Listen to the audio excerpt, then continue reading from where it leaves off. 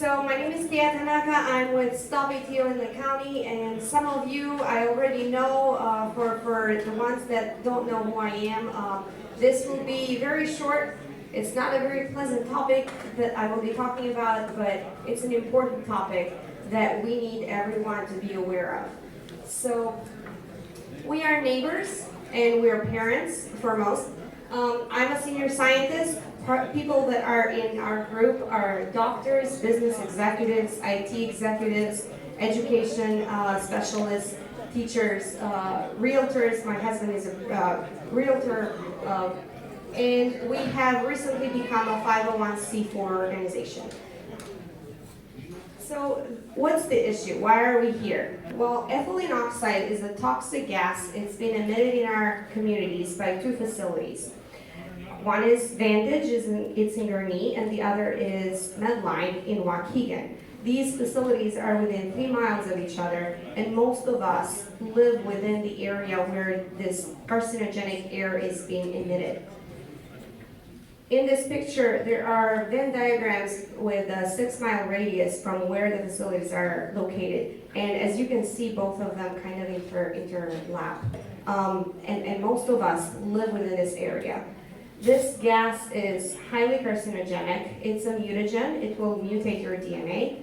And those mutations, if they are in the cells that you pass on to your children, those mutations will keep going from generation to generation as well. So it's a very powerful, very bad carcinogen. It's a class 1 carcinogen, similar to asbestos. There is no safe level of asbestos that is allowed good for human health. Same thing with ethylene oxide. There is no ethylene oxide that is allowed for human health. Extremely minute, tiny amounts of ethylene oxide can be very bad, can mutate DNA. In fact, only one molecule is enough to mutate DNA. So why are we here? What are we trying to do? We are trying to eliminate this carcinogenic gas, ethylene oxide, from our air. And in order to do that, to achieve our goal, we have to first spread awareness, because the more people know about it, something will happen, something will change. The second is get air monitoring for ETO concentrations in our air. And then the third is get legislation so that we can have regulations that are efficient and are good enough to have the Illinois EPA be able to do their job and clamp these emissions down. So before I get to everything, we've tried to raise awareness, and IFN has been an amazing supporter. All of you have been amazing. You have showed up to most of our events before. And because of some of you who showed up in Waukegan, and the mayor of Waukegan probably has left right now, but I wanted to thank him too in front of you all. Because of that, we had our first win, and that first win was because you guys showed up in force in the city of Waukegan, and we demanded testing of our air. This was back in February. So that was our big win. We did get testing for our air in the month of June. The Lake County Health Department did that, and we got some answers. The answers that we got, we didn't really like, because the testing results showed that the air concentrations were really high. In fact, this is the readings, the 10 highest readings around Vantage. You see that red line in the bottom? That's where the EPA's actionable level for ETO is. And everything above it is what we got in our air, hundreds of times higher than what's the actionable levels. And then for the next one, we'll show Medline levels. Look how high those are. The highest for Medline is 500 times above the actionable level. So we didn't really like the answers, but this is what we needed. And we needed these answers to know if we really have a problem or if it's just a suspicion. Studies were done by US EPA in the Willowbrook area. I don't know if you've heard it in the news, but they did shut down Sterigenics permanently in Willowbrook. Sterigenics was emitting the exact same gas that these two facilities in the county are today.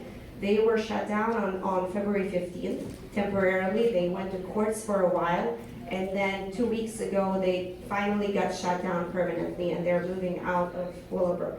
However, the two facilities in Lake County are still running, and we have quite a lot of work to do. So our next win number 2, was Medline stack permit height, permit. Medline was trying to increase their permit for the stack height, because with the taller stack, you can emit the gas further out into the communities. So that means that when they are monitoring around the facility, the numbers will be lower. So in effect, the same kind of pounds coming out of the stack, you're diluting it out further. It looks as if your emissions are lower even though they're not. So we packed that room and we lobbied all the aldermen in Waukegan. Again, Waukegan gave us win number 2. And basically we got a unanimous win. They voted 9-0 not to allow the stack height to go through. So actually, if you go back to that, that's Lugna and I. We were canvassing in Waukegan, and yes, canvassing is a lot of work. It's very hard work to do. So thank you, Lugna. So your community has been helping us tremendously throughout this journey, and we cannot be more thankful. And then our third win was a town hall. We have been working hand in hand with all of our local elected officials. Senator Melinda Bush made this town hall possible. We had over 500 people come to that town hall. A part of that group wasn't even in the room because of fire code. They were actually routed to a different room. And then Waukegan residents were routed to a completely different building as well. So what's next? Next is stronger regulation. We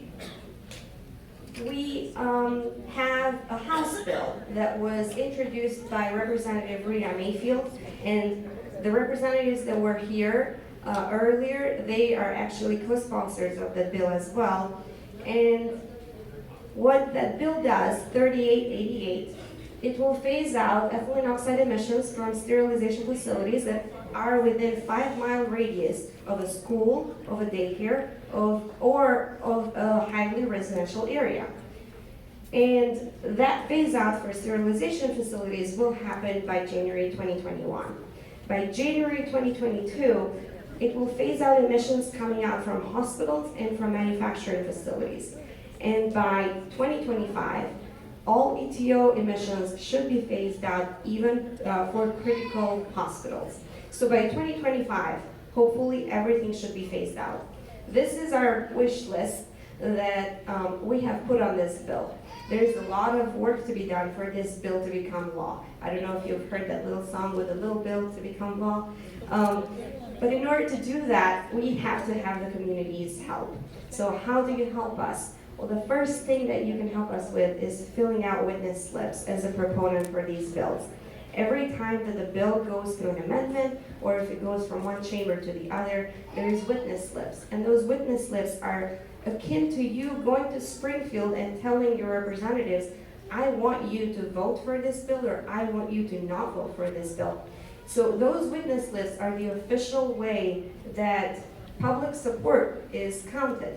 So please make sure that in order for you to fill those witness slips, send us an email at stopetointhecounty@gmail.com.